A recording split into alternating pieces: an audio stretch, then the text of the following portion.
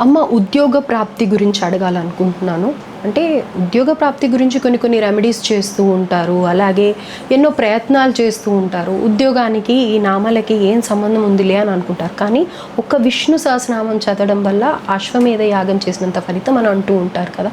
అలాంటిది ఉద్యోగ ప్రాప్తి చాలా చిన్నదే అనిపిస్తూ ఉంటుంది. కానీ ఇబ్బంది పడే వాళ్ళకి తెలుస్తుంది ఆ బాధ. ఉద్యోగం రాదు, ఎక్కడ సెలెక్ట్ అయినా తొందరగా ఆఫర్ లెటర్ ఇవ్వరు, ఉద్యోగంలో చేరలేము, ఇలా అనేక సమస్యలు ఉంటూ ఉంటాయి.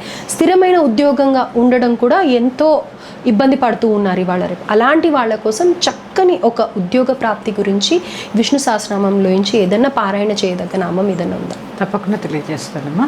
విష్ణు సహస్రనామంలోని 42వ శ్లోకం పారాయణ చేయడం ద్వారా ఉద్యోగ ప్రాప్తి కలుగుతుంది. అవి ఏంటి అనేది చెప్తారు. వ్యవసాయో వ్యవస్థాన సంస్థానస్థానదో ధ్రువ పరర్తి పరమస్పష్ట తుష్ట పుష్ట శుభేక్షణ. ఇక్కడ వ్యవసాయ అనే పదం ఉంది. అంటే ఇక్కడ వ్యవసాయము అంటే ఏంటి? విశ్వచక్రాన్నంతటినీ కూడా చక్కగా బంధించి ఆధారమై నడిపేటటువంటి వాడు. మనకు ఉద్యోగం ఆధారమేగా. ఈ విశ్వచక్రాన్నంతా కూడా తనలో బంధించి చక్కగా నడిపేటటువంటి వాడు మనకు ఉద్యోగం ఇవ్వడా? అందుకని ఇదే శ్లోకం ప్రతిదానికి ఒకటే నియమం అమ్మ.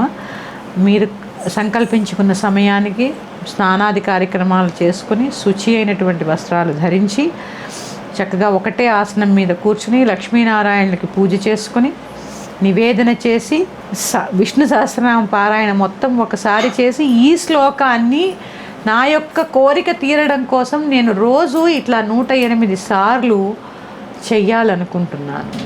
మరి 108 సార్లు లెక్క ఎలా అండి? జపమాల ఉంటుందా? ఈ కరమాల అని ఉంటుంది, నేను చెప్తాను అది ఎలా చేసుకోవాలో. అలా ఒక 108 సార్లు సంకల్పం చేసుకుని నమ్మకంగా చేయండి, తప్పకుండా ఉద్యోగం లభిస్తుంది. ఆ శ్లోకం ఏంటో చెప్తాను మళ్ళీ. వ్యవసాయో వ్యవస్థాన సంస్థానస్థానదో ధ్రువ పరర్ధి పరమస్పష్ట తుష్ట పుష్ట శుభేక్షణ.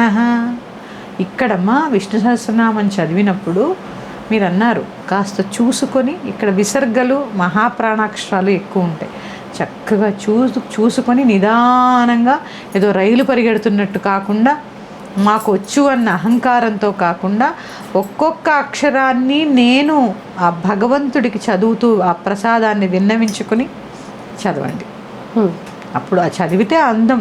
చూడండి, విశ్వం విష్ణుర్వషట్కారో భూత భవ్య భవత్ ప్రభు భూతకృద్భూత భృద్భావో భూతాత్మా భూత భావన. ఎలా బాగుంది, ఎంత బాగుంది. అంతేగాని విశ్వం విష్ణుర్వషట్కారో భూత భవ్య భవత్ ప్రభు భూతకృద్భూత భృద్భావో భూతాత్మా భూత భావ. నీకే అర్థం కావాలి భగవంతుడి దాకా ఎలా చేరుతుంది? నిదానంగా ప్రశాంత చిత్తులే చదవండి. అంటే ప్రతి అక్షరం కూడా అంత పవర్ఫుల్ కాబట్టి ఏ స్తోత్రమైనా అమ్మా, ఏ స్తోత్రమైనా నిదానంగా చక్కగా చదువుకుంటే ఆ అమృతం ఒక అమృత బిందువులు కురిసినట్టు ఉంటుంది చెవిలో. దాన్ని ఎలా చదవాలో అలా చదివితే. అందుకే మొదట ఏం చేస్తారు, అనుష్ఠుప్ ఛంద అని ఉంటుంది విష్ణు సహస్రనామంలో కూడా. ఏ ఛందస్సులో రాయబడింది, మనం ఏ ఛందస్సులో చదవాలనేది కూడా ఉంటుంది అక్కడ. అందుకని ప్రశాంత చిత్తులే నెమ్మదిగా చదువుకోండి. అయితే ఇప్పుడు మీరు చెప్పిన ప్రతి ఒక్క కార్యానికి సంబంధించి కూడా ఈ జపమాల అనేది ముఖ్యం అంటారా? ఏ విధంగా ఈ జపమాలను ఉపయోగించుకోవాలి? అమ్మ 108 సార్లు చేయాలి అంటే జపమాల అవసరం లేదు, కరమాల చూపిస్తాను నేను. జపమాలతో అస్తమానం చేసుకోవాలి, కరమాల ఇది అన్నిటికీ వర్తిస్తుంది. ఏ జపమైనా ఈ కరమాలతో చేసుకోవచ్చు. ఎలా చేసుకోవాలో చూపిస్తాను చూడండి. ఇక్కడి నుంచి ఇక్కడికి మామూలుగా మన జపమాలకు కూడా గురుపూస ఉంటుంది చూసారా? ఈ స్థానాన్ని దాటకూడదు, మధ్య వేలులో ఈ స్థానాన్ని దాటకూడదు.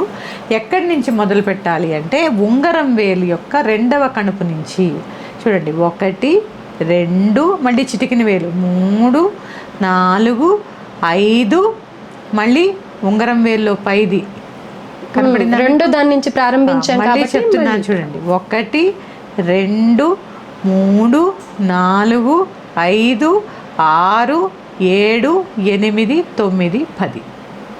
అంటే ఏంటి అర్థం? అలానే చేయాలంటే స్టార్టింగ్ లో కన్ఫ్యూజన్ లేదు. ఎందుకుంటే ఇది గురుపూస, ఇది ఈ గురుస్థానం దాటకూడదు. అర్థమైందా? ఇక్కడి నుంచి మొదలు పెట్టాలి. 1 2 3 4 5 6 7 మధ్య వేల్లో పైన 8 9, 10 ఈ 4 వేళ్ళే వాడాలి. 4 వేళ్ళల్లో మళ్ళీ ఈ స్థానం గురుపూస, ఈ పైది చేయొచ్చు. ఎక్కడి నుంచి మొదలు పెట్టాలి? ఉంగరం వేలు మధ్య నుంచి మొదలుపెట్టి లెక్క పెట్టుకుంటూ రావాలి. ఓకే, 5 ఇక్కడికి వచ్చిన తర్వాత 6, 7, 8, 9, 10 చూపుడు వేలుతో పూర్తవుతుంది. 9, 10 ఇక్కడ అంతే. ఇది మామూలుగా మనం ఇలా ఇలా ఇలా తిప్పుతాం కదా, అంతే. ఇదిగోండి, దీంతోనే లెక్క పెడతాం చూడండి. దీన్ని కరమాల అంటారు. ఎక్కడున్నా జపం చేసుకోవచ్చు, ఇంకా మాలతో సంబంధం ఉండదు. ఈ మాల ఆ మాల ఏ మాల లేదు, ఈ మాల చాలు. మన చేతితోనే లెక్క పెట్టుకుంటూ సులభంగా చేసుకోవచ్చు. చాలా విశేషం అమ్మ కరమాల. ప్రతి పాయింట్ యాక్టివేట్ అవుతుంది. అయితే ఉద్యోగంకి సంబంధించి నేను మిమ్మల్ని అడిగాను, ఉద్యోగం రావాలంటే అని అడిగాను.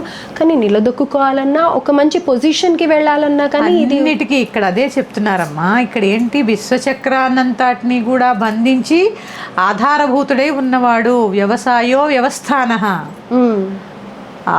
ఆయన మనకి ఎన్ని ఇవ్వలేడు, అన్నీ ఇస్తాడు. స్థితికారకుడు. ఆయన ఇవ్వలేదంటూ ఏమి ఉండదు. ఎందుకంటే లక్ష్మి ఆయన దగ్గర ఉంది, రాజ్యలక్ష్మి కూడా ఆయన దగ్గరే ఉందిగా. ఇవ్వలేదంటూ ఏముంటుంది, అన్నీ ఇస్తాడు. అయితే గుడికి వెళ్ళటం నారాయణుడు అని అంటే కనుక వెంకటేశ్వర స్వామి గుడికి వెళ్ళొచ్చు అని అంటారా?